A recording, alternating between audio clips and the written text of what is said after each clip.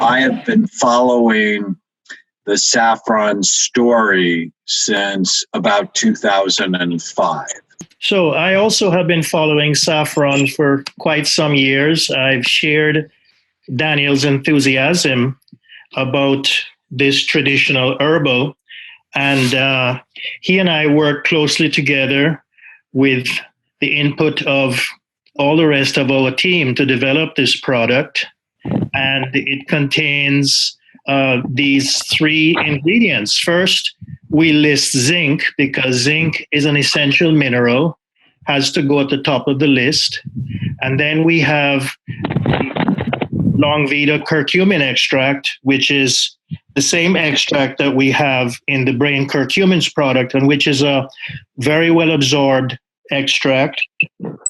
And then we have the Saffron brand of saffron, and it's actually very important which extract is used because the extracts vary greatly. There's a lot of adulteration of saffron products, and so it was important to find an extract that had actually been properly standardized and had been put through clinical trials. So who can benefit from this supplement? The answer is anyone. Anyone wanting to feel happier, anyone wanting to always be in a good mood, and anyone wanting to feel more at peace. And happier people typically are healthier, live longer, have better relationships, and experience more success in life. Daniel helped me to work out this definition, and it's also a definition that is officially in the scientific literature. So Daniel came up with the name happy. His ancestral culture has associated saffron with happiness, and I'll let him tell you more about that.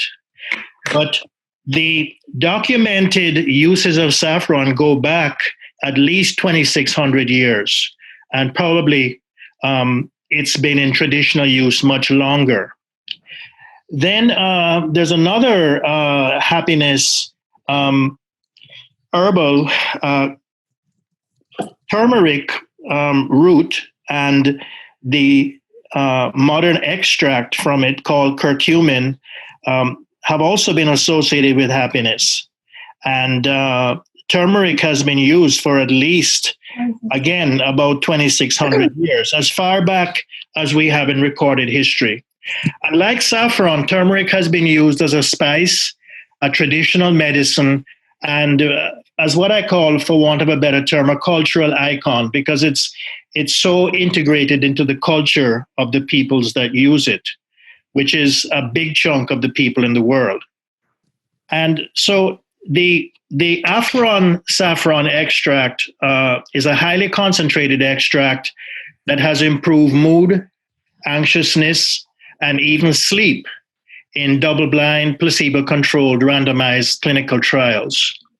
And as I go through this, as I use the word trial, you can assume that it's double-blind, placebo-controlled, and randomized. The long Vita curcumin extract is also a highly concentrated extract. It's particularly formulated beginning at UCLA to be very well absorbed, and it was found in a trial to protect against fatigue and frustration in individuals given a very challenging mental test, a test that was very difficult for them to do. And it also improved performance on that test. And then zinc is a mineral that is essential for at least 300 human enzymes. I must admit that before I worked on this product, I really wasn't fully aware of just how important zinc is for our entire body, and particularly for the brain. It's most concentrated in the brain, and it's needed for the nerve cells to sustain their connections, their synapses, and it's also needed for mood regulation.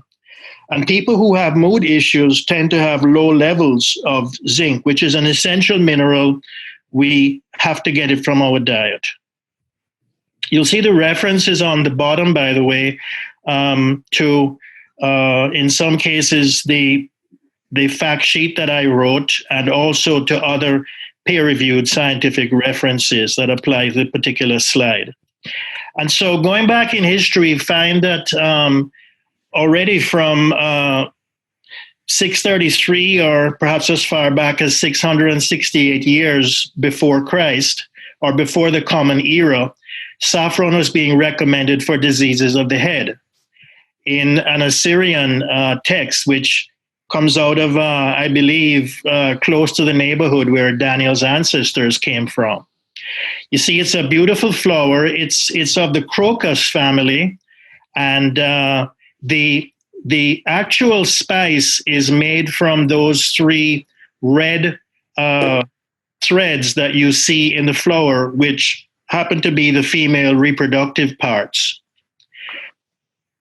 And there's even record of saffron flowers being used ceremonially in wall frescoes from the island of Thera near Crete from this time period. So apparently it's been used ceremonially and probably medicinally for a very, very, very long time. And Daniel developed a grading system that he published in his last book, and I helped him to refine that. And based on our grading system, we can give saffron a grade of A for mood. So it has well over 2 clinical trials. It has actually numerous clinical trials that show that it consistently benefits major depression. So there have been 2 meta-analyses, which are analyses of the pooled data published within the last 2 years alone. And in 4 trials, it was found to be superior to the placebo. And in 4 other trials, it was found to be comparable with antidepressant drugs in terms of the degree of its benefit and the other positive aspects of the treatments. So it's been found comparable to fluoxetine, imipramine, and citalopram.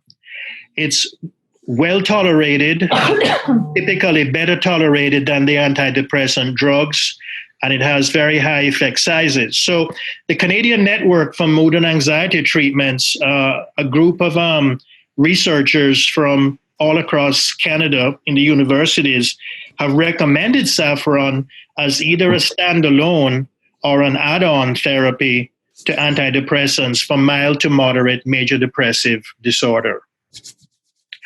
And the Saffron extract specifically improved what was related to as low mood, linked to stress and anxiety in adults aged 18 to 77. And in another trial, Saffron also benefited mood and anxiety in adolescent youth. Other trial benefits of saffron extend beyond mood, and it really is close to the panacea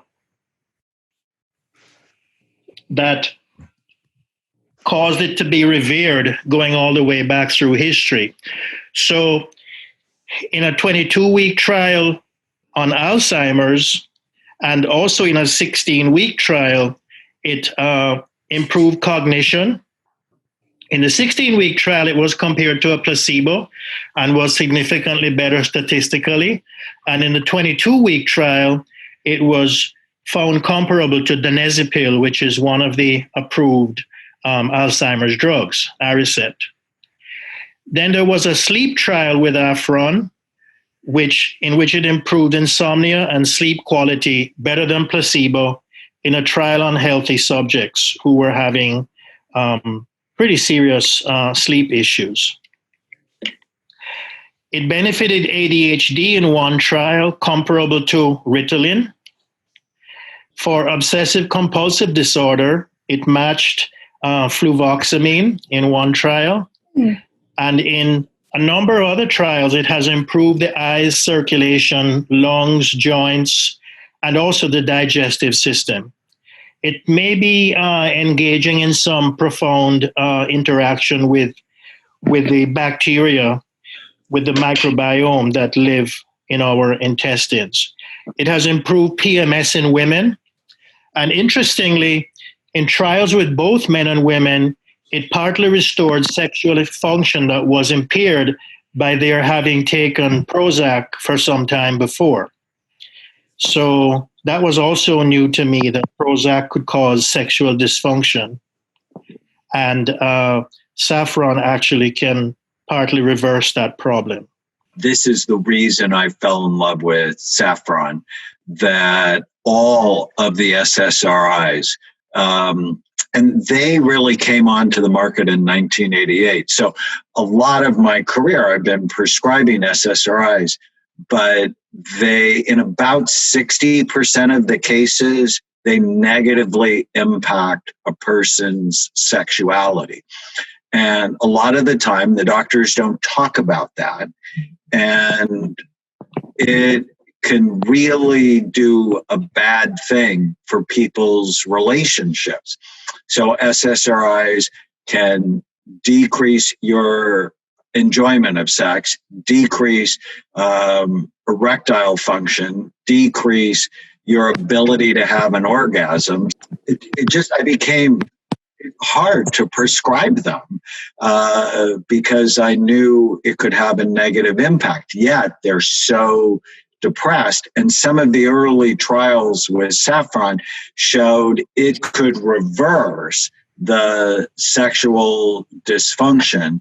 And it really got me paying attention to how important this herbal can be. In diabetic men with erectile dysfunction, it helped to reverse that. That's a huge deal. And I think we should actually look into making that topical. I haven't seen it, but 50%, 50% of the American population, according to a study in JAMA, is either diabetic or pre-diabetic.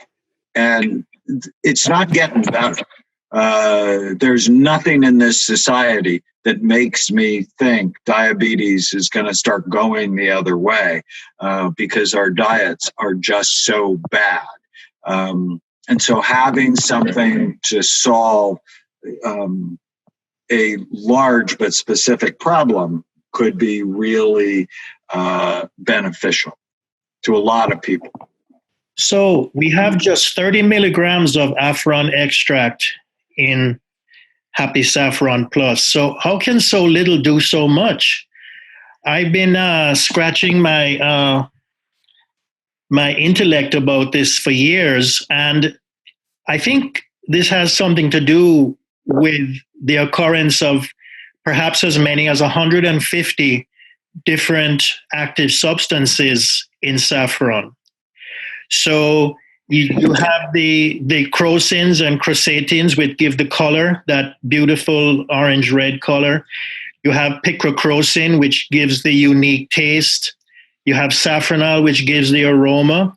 And then there are arrays of flavonoids and polyphenols and really interesting stuff like camphorol and quercetin, which has been debated with the Amen Clinic's docs recently as a possible antiviral. And then anthocyanins, which give the petals the beautiful purplish type color, and which also occur in all sorts of berries and are linked to a great variety of benefits. And these together seem to give saffron incredible antioxidant and anti-inflammatory power. And it's quite likely that in this case, some of these at least are multiplying the effects of each other. So that just these few milligrams of the saffron extract can make all the difference. Although in one trial, using 22 milligrams didn't work as well as using 28. And we have 30 in this one. Anyway, this is a very, very complicated array of substances in saffron, and they're really still being sorted out. But suffice to say that the dose that we have is the full clinical dose in Happy Saffron Plus, and it's consistently good for mood, anxiety, and other applications. So curcumin then comes from turmeric. So on the lower right here is the so-called root of turmeric, and you can find that in many groceries. It's not a true root, it's actually an underground stem, for those of you who care. And curcumin is really 3 different curcuminoid substances, which all have their own action profile. So again, with curcumin, it's very important to use an extract that has been put through clinical trials. And curcumin is, or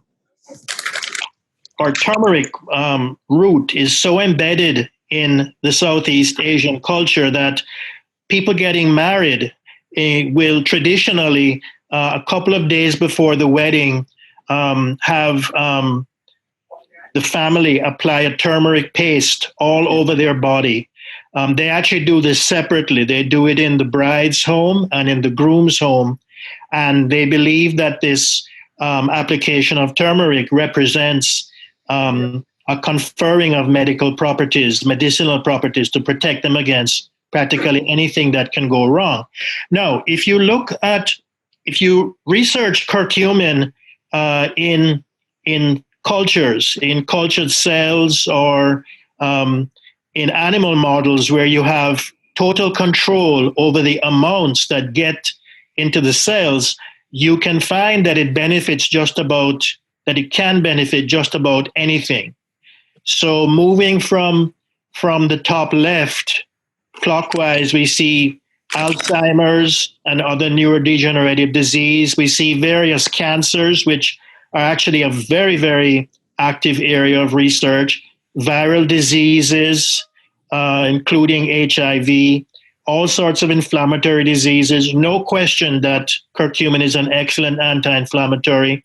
Metabolic diseases, including diabetes, skin diseases, that's a real easy one. Cardiovascular, and then other, including practically everything that may go wrong. But the problem is that when you would take a turmeric powder by mouth, you absorb hardly any of it. So a dose of 8,000 milligrams, for example, hardly gets any of the curcuminoids into the blood. So if you go into a health food store and buy turmeric root as a supplement, you're probably wasting your money. If you use lots of Madras curry and make a curry every few days and use some oil in it, you will absorb some, but you're probably not absorbing enough. So the Longvita extract is excellently absorbed and has been used in a trial for mood, and other curcumin preparations that have been used for mood, the ones that are well absorbed, led to a meta-analysis that concluded curcumin improved mood and anxiety when compared to placebos, although it's not as well proven for mood as is saffron. And Longvita also has powerful antioxidant and anti-inflammatory benefits. And in a double-blind trial with elderly subjects, it improved mood, lessened their frustration on the test, and lowered the physical fatigue that they experience related to taking a very, very challenging computerized test.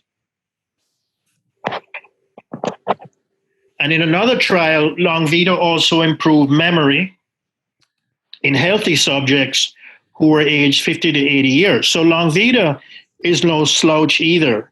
So then there's zinc, this humble mineral, or previously humble in my mind, and has now gained a great deal more respect from me, because turns out that zinc is essential for at least 2,000 human proteins to work, which is on the order of maybe 25% of all the proteins that are made in the body. And it's needed for at least 300 enzymes needed to make energy, to make DNA, and to make antioxidant enzymes.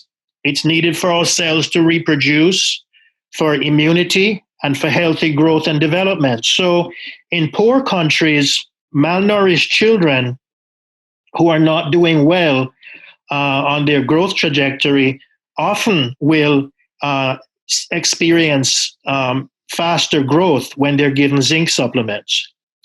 And we have 6 trials that indicate supplementing with zinc can improve mood. The entire system of synaptic connections in the brain requires zinc, but especially the serotonin and dopamine circuits need zinc, and its levels are tightly regulated in the brain to ensure that the circuitry gets just how much zinc is required. And many people with mood problems, depression, mostly have lower zinc levels in their blood. And interestingly, the lower the levels, the greater the correlation is with the severity of their mood problem. And between 11 and 20% of Americans, depending on ethnic group and socioeconomic class, aren't getting sufficient zinc in their diets. So among the most vulnerable groups are the elderly, pregnant or lactating women, vegetarians and vegans, alcohol abusers, sickle cell sufferers, and I suppose smokers would be in there too, because smokers run low on everything. But anyway, how to use this supplement? 3 caps daily between meals. Important to take the full dose and not to take more than the full dose, because at higher levels, saffron can have a paradoxical type of negative effect. Children can take 1 cap per 40 pounds of body weight to a maximum of 3 caps. Sometimes we're being asked in customer service whether BrainMD products are habit forming, and none of our products are habit forming. So it's very important that everyone in the Amen community know that we don't make habit forming products, and this product is not habit forming by any means. It can be taken along with antidepressant and MAO inhibitor drugs, and it also can be taken along with other supplements that we sometimes offer for mood, including omega-3 power, SAMe, methylfolate, betaine, TMG, and serotonin mood support.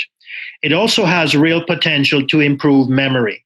So don't be surprised if some of our community tell us that their memory has also improved on this product. Suitable for vegans, free from all the allergens. It does contain traces of soy because soy lecithin was used to make the long Vita. And actually, I guarantee there's no soy antigens in this product, but the law requires that we post on the label that it contains traces of soy. And this product really has the potential to benefit every organ in the body. So someone who purchases it for mood may find that their joint functions improve, that their skin quality improves, that various aspects of their mental function improve, liver function, even kidney function. This is really a product that could have many, many, many pleasant surprises. As Paris went over, it's got 3 ingredients that have either A or B scientific level research for mood, but also other things. And so Paris went through this, the research on curcumin as far as mood, the research on zinc, and there's way more than this, but I want people to understand BrainMD is a science-based company, and we're really excited. But then I just, and Paris alluded to most of this, but I wanted to show you the number of participants. Almost, not all of the studies, but almost all of them are randomized, placebo-controlled, and double-blind.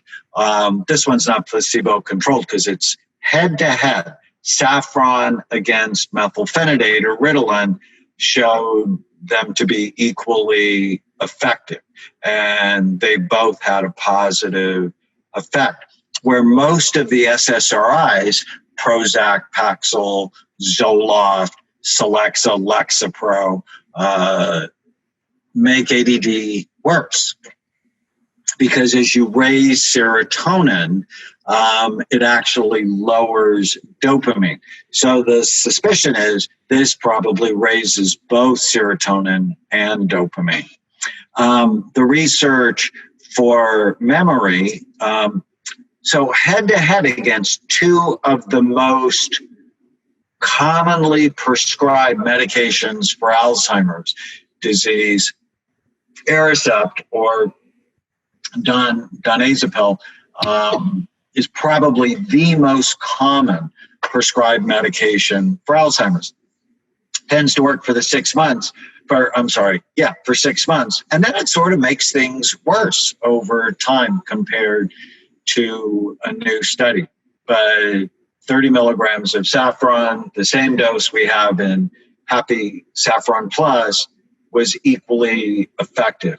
Also, Metabolic, another very common medication for Alzheimer's. It's actually a glutamate modulator. Glutamate is the most common neurotransmitter in the brain. It's a stimulating neurotransmitter. When it's too much, there's a problem. When there's not enough, there's a problem. So this really helps to balance it, again, showing a positive effect. Equal to memantine.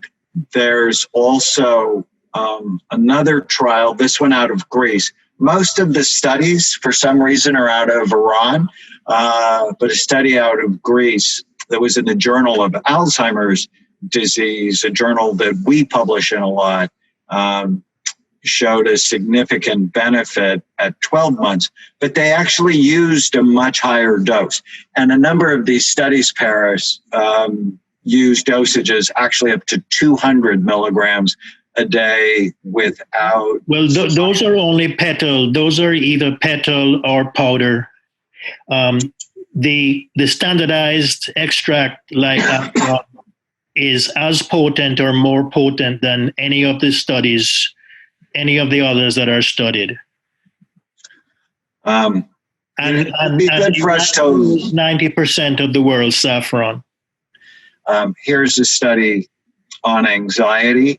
It was both anxiety and depression in type 2 diabetic patients. There's actually a number of them today. But what I found particularly interesting, these two studies on rheumatoid arthritis, and this is actually a mistake. It's 60 patients with fibromyalgia, which is a chronic pain condition. Showed significant improvement, but also with rheumatoid arthritis. That's a big deal. And in addition to helping with the pain of people with rheumatoid arthritis, a number of studies consistently show it decreases C-reactive protein, which is a measure of inflammation. And for those of you that know my bright mind's mnemonic, the first I is inflammation, which is associated with Alzheimer's disease, depression, cancer, autism, and arthritis. There's a trial on asthma showing it significantly reduced C-reactive protein, but also help people breathe better. So now that we're thinking of COVID-19, and many of you know both my mom and dad have it, I think my mom's pretty much over it. My dad's still struggling with it. I like this product because of the zinc, but also the curcumin and the saffron to decrease inflammation. And then the studies for depression. I actually, Paris, counted 21 studies dating back to 2004. And as you said, many of them randomized, placebo-controlled, head-to-head. Imipramine, which is a great antidepressant, probably the first truly effective antidepressant released in the 1950s. Prozac, that had just historic prescribing since 1987 or 1988. Just a number of studies against Prozac, also Zoloft and Celexa. So all of the studies basically showed they were as effective, but with significantly fewer side effects. So, the depression ones just keep going. There's also research for diabetes and metabolic syndrome. So I found this really interesting study on patients with schizophrenia. And it's not going to get rid of the psychosis from schizophrenia, but it really helped to improve fasting blood sugar levels, which is so important. And then in this 2019 trial in type 2 diabetics, Saffron lowered fasting blood sugar, hemoglobin A1C, which is a measure of blood sugar over time. It lowered LDL cholesterol.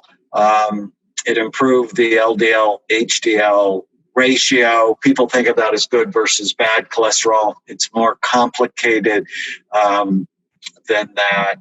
But this isn't messing with your metabolic system. It seems to enhance it. And then I didn't even list all of the studies on eye health. There are a number of very significant studies showing that it improved visual function in people with either wet or age-related macular degeneration. Paris had mentioned the study on OCD.